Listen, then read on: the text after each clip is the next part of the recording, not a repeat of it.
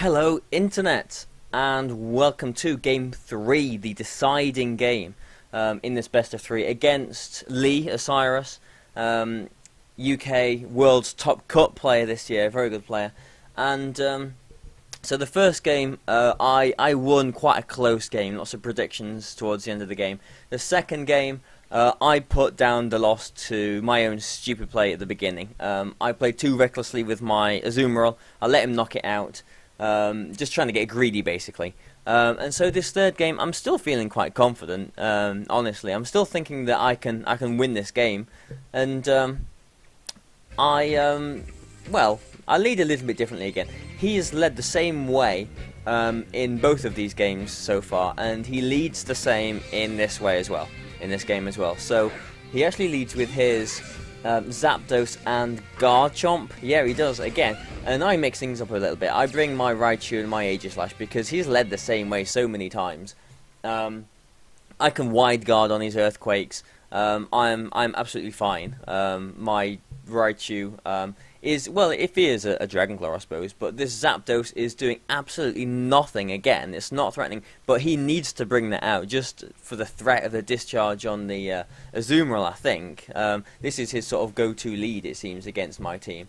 But I know that I can fake out his Garchomp for free, because, I mean, he might protect it, but, you know, it doesn't really matter either way. I can stop this Garchomp doing something this turn, and I know that his Zapdos is doing nothing, and so I suppose this is when you know that you are a really competitive Pokemon player, because I knew that Zapdos was going in. I knew that the obvious switch in was his Tyranitar, and I was thinking at the time, just Flash Cannon the Zapdos, Flash Cannon the Zapdos. I should have Flash Cannon the Zapdos, because he did bring his Tyranitar in, but unfortunately for me he didn't.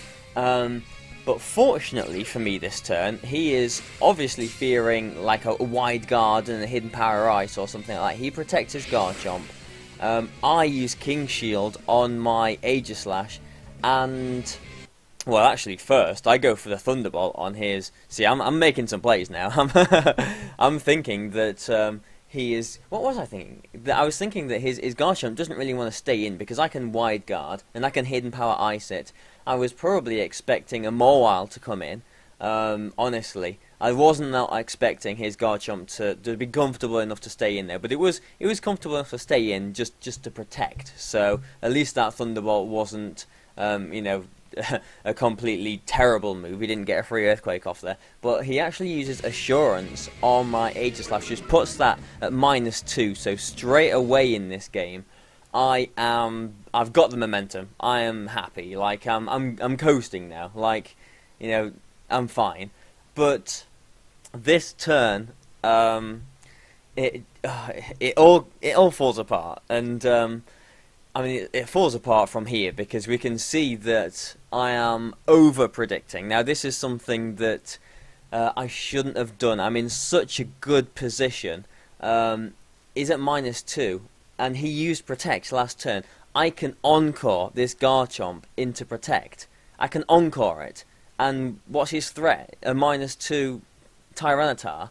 Like, I got greedy again, I suppose, you could look at it that way, and I tried to over-predict. I tried to take too much of an advantage from this good position, because I thought he would predict this Encore and bring in either his Mawile or his Zapdos. There was no way in my head that he was going to stay in with his Garchomp here, because I could have just Encored it, and that is obviously what I should have done, just because I was in such a good position straight away.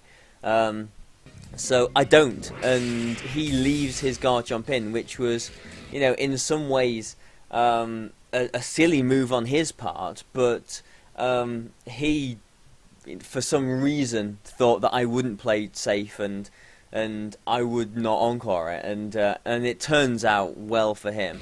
I get the Thunderbolt off on this, actually onto the Tyranitar. Lumberry cures that. He gets the Dragon Claw off on my Aegislash, gets a critical hit there, and his -2 Assurance does this. and so that's annoying because that was a knockout for me that turn. So I bring my Azumarill in. I'm thinking, okay, that was annoying, but that wasn't the worst thing that could have happened. I can still win this game because neither of these Pokemon threaten too much. This Garchomp is probably going to be thinking, like, honestly, that you know, I've stayed in here too long, I'm going to leave, and I could Encore it into Dragon Claw as well, which obviously cannot touch my Azumarill. I predict him to either protect or take his Garchomp out, and I can get a free Belly Drum off, basically.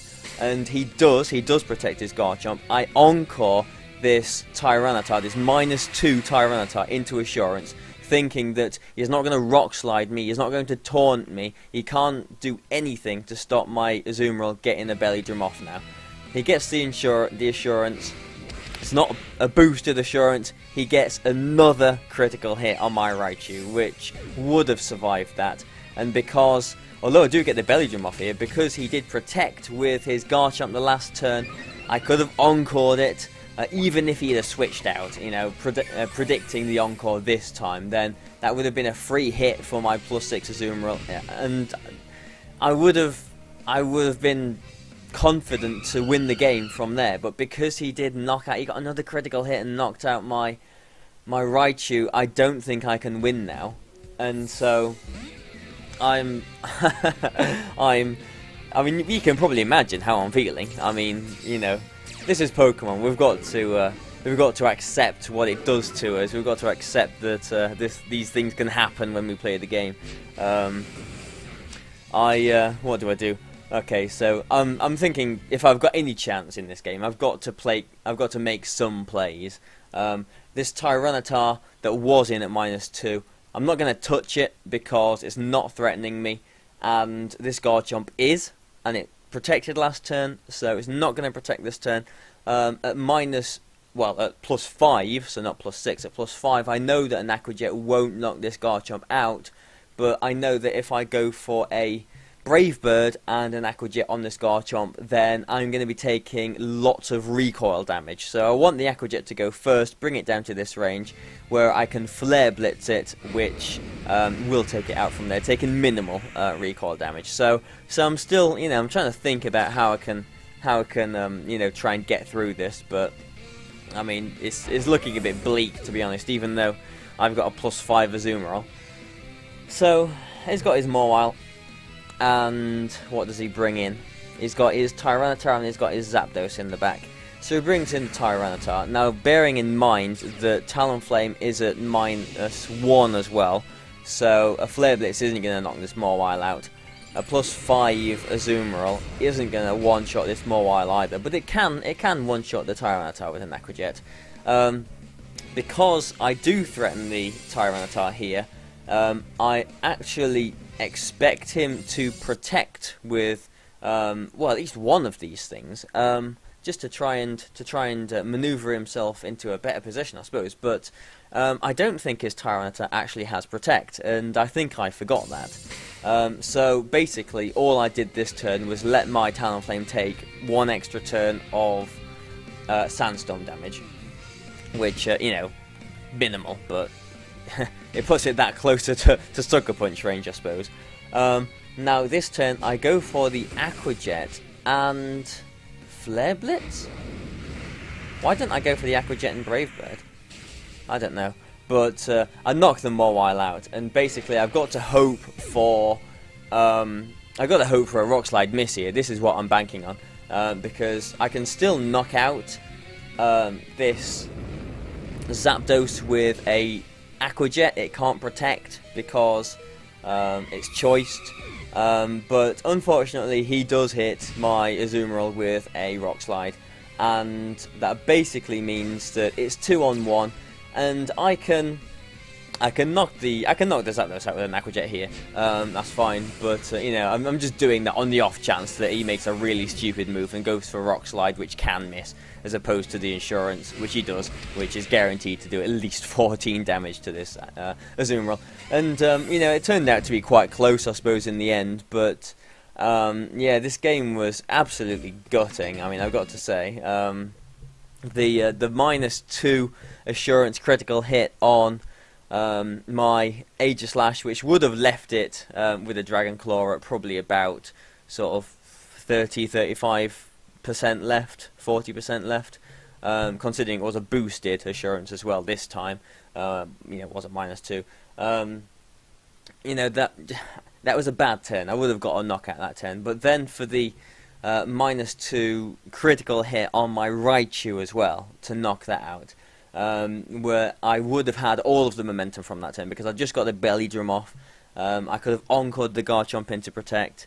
It would have been plain sailing, but I mean, not taking anything away from Lee at all. He's a very good player, but I am. I should have won that. In my head, I should have won that game. But that's Pokemon, and we all have to abide by the RNG. It will go one way one game, it will go another game another way the next. So that's Pokemon. But either way, I hope you've enjoyed watching this this best of 3. It's been a cool little series, hasn't it? The next game that I upload, so hopefully the next day after this one, so tomorrow, will be the next NPA game, I think, against Stephen Morioka. I think. Yes, it is him. It is him, isn't it? But either way, you'll see anyway. Either way, I hope you've enjoyed watching this. Please feel free to support this channel in any way you feel capable of doing so. But thanks for watching, guys. Look, if you've enjoyed it, that's the most important thing. So thanks a lot, and bye for now.